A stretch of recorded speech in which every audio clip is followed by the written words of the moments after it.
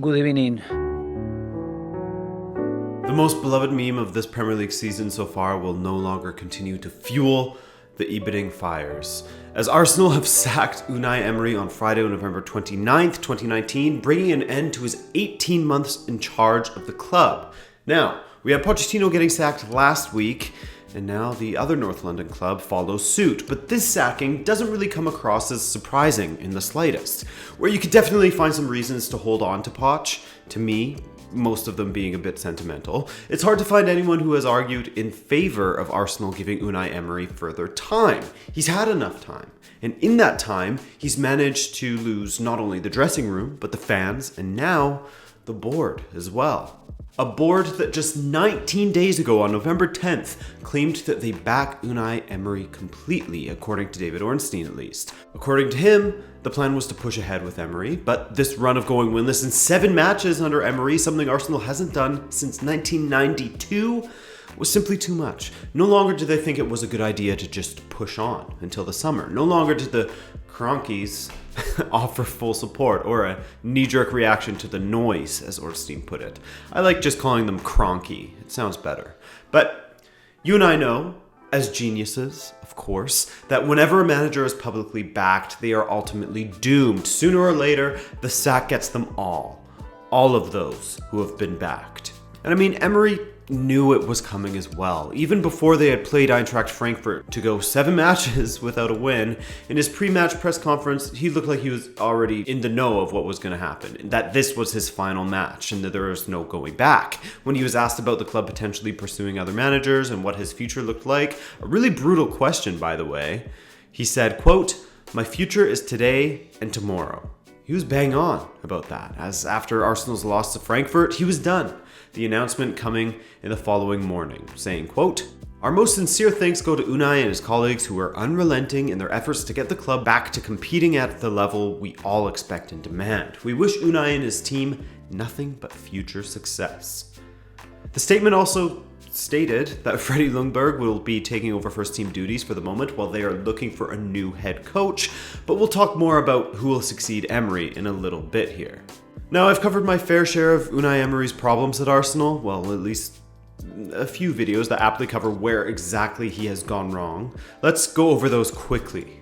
To start, the alienation of Mesut Ozil is always going to be a controversial move. About the only time it will come off as a masterstroke is if your team is thriving without a world-class player such as Ozil and his quality isn't required on the pitch.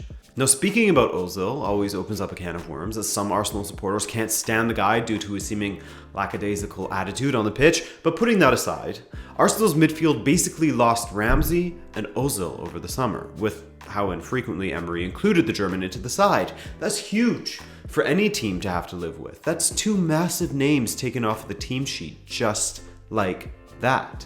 Last season, when Ramsey was healthy, it was at times less glaring to not include Ozil either. But with the midfields that we have seen Emery throw out there, it seemed like he was turning Ozil into a hill to die on, when in reality, it would have been better to have Ozil on his side. It was worth trying to make it work with Ozil. He should have made Ozil a priority to get him up and running. That would have been the best for both Ozil, Emery, why am I pointing to myself, and the club.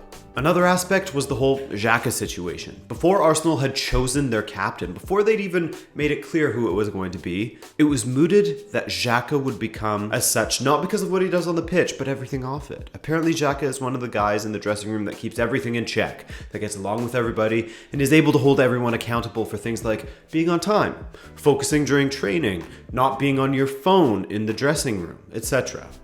In essence, he was a great natural ally to Emery until the fans really turned on him and Xhaka let his frustrations be known against Crystal Palace. From there on, Emery lost another important figure in the squad, for him at least, as Xhaka was stripped of the captaincy and left out of matchday squads, apparently fuming with both the club and Emery.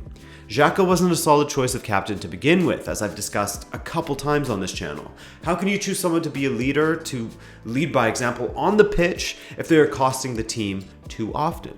Whether it's gaffes that lead to goals, or penalties, or red cards, Xhaka hasn't exactly exhibited captainly qualities. Captainly, is that a word? It is now. In fact, he did the opposite of that when he told fans to f*** off, egged them on, to continue booing and storm down the tunnel. Not what you want to see from your captain, and not who the Arsenal fans wanted as their captain, for the most part at least. And had Emery not chosen him to begin with, had he made a strong decision and gone with someone else, that situation could have been avoided. So no Ozil for much of his tenure. Ramsey gone last season, and Xhaka on the outs. The midfield was struggling for Arsenal, but Emery did not help himself by playing people out of position to begin with. Torreira in the advanced role in midfield? Really? The guy made a name for himself as a terrier at Sampdoria and for Uruguay. He's brilliant in his natural position, and you're going to play him further up the pitch where he's less effective when you have Ozil on the bench or in the stands for no reason? Plus, beyond those marquee falling outs with important players in the squad, Emery was also becoming a joke at the club among some of the younger squad members, if you want to believe what was written in The Independent. Apparently even the squad were getting in on the good evening. Basically, Emery became the master of his own demise. Not only were his midfields poor, but he would field teams that were completely unbalanced and easy for opponents to overrun. His midfields had too many players that would roam forward, often Guendouzi being the only one to actually stay back and be disciplined in his position, while the fullbacks or wingbacks, depending on his formation, would row forward as well, leaving Arsenal there for the taking if the other team can quickly transition and counter. Then, sometimes he would nail down the midfield with two defensive players, most recently Xhaka and David Luiz against Frankfurt, and this team would struggle going forward. Their attack, despite boasting Aubameyang and Lacazette, quite simply was terrible at unlocking opponents' defenses and creating chances. As I brought up in another video recently, there's a graphic from Simon K on Reddit that perfectly outlines just how stunted the attack has been, and even more worryingly, how many shots Arsenal's defense manages to afford to the other team. Basically, under Emery, their defending got worse and worse. Perhaps not entirely his fault if you want to give him the benefit of the doubt on the players he had available to him, but their attack worsened as well. And for me, the root of that has to be in the midfield.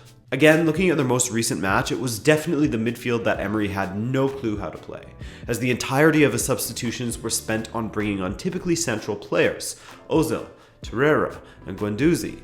Without ever sorting out the midfield, they never sorted out what their playing style was. Again, why I say that's at the root of it. Or, for lack of a better word, their philosophy. Right now, if I asked you what Emery's Arsenal, if I asked you what their playing style was, what would you say? What was their identity? There wasn't one, really. There wasn't a clear playing style that became a hallmark of their time under him. And that, plus his squad mismanagement, was his downfall. Perhaps his inability to communicate clearly with his squad, something that even Julian Draxler noted from their time together at PSG, didn't help his case at all either. So, Ljungberg takes over for now, but Arsenal have said they are looking for a new head coach. Ljungberg is pretty inexperienced. He was an assistant to Andries Jonker at Wolfsburg before he returned to Arsenal as the U23 coach, and this past summer he was upgraded to the assistant of the first team. He definitely has a connection to the club, so there's that already, but we'll see what happens. Will he go the Frank Lampard route or the Solskjaer route? So Mourinho is off the table now as Spurs moved faster than Arsenal could, so let's quickly go over some of the available names. Of course, Niko Kovac is still available. As I've said before, I don't have a ton of belief in him. He took a decent Bayern squad and managed to make them underperform for the most part. I can't see him having much joy with this Arsenal squad if he couldn't make it work with that Bayern squad. But I guess you never know.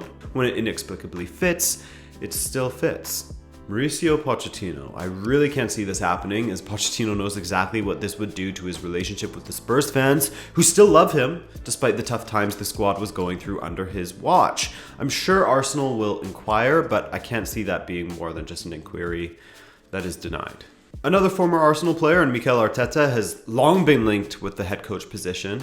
In fact, apparently he was just pipped to the job back in 2018 when Unai Emery locked it down. He's another guy who has no head coach experience really, but apparently Guardiola rates him and he's close to the club already. I could see it happening, but whether it would be successful is another question. He could have the brain for the game, as a Barcelona graduate, etc. So we'll have to see if it happens. Allegri is still available and apparently learning English. He's won many trophies back in the Serie A, but I just can't really picture him as the Arsenal head coach. That's not me saying it won't happen. In fact, I think that it could be likely and it would be interesting, as it would be a different approach from usual from Arsenal, but it's just hard for me to picture. He's tactically much better than Emery, and he would likely sort out their defensive shape better than the Spaniard as well. For me, he's the favorite, but I still get a sneaky suspicion that they may just push on with Ljungberg and see how it goes. They have a lot of trust in him, according, again, to David Ornstein, the Arsenal insider. Alright guys, that's all for now. I'll do another video if they surprise us with the announcement of a new head coach, but I don't see that coming anytime soon. At least not fast like the 11 hours it took to announce Mourinho following the Pochettino sacking. Subscribe and hit the notification bell if you want to stay up to date, but other than that, have a lovely weekend. Later.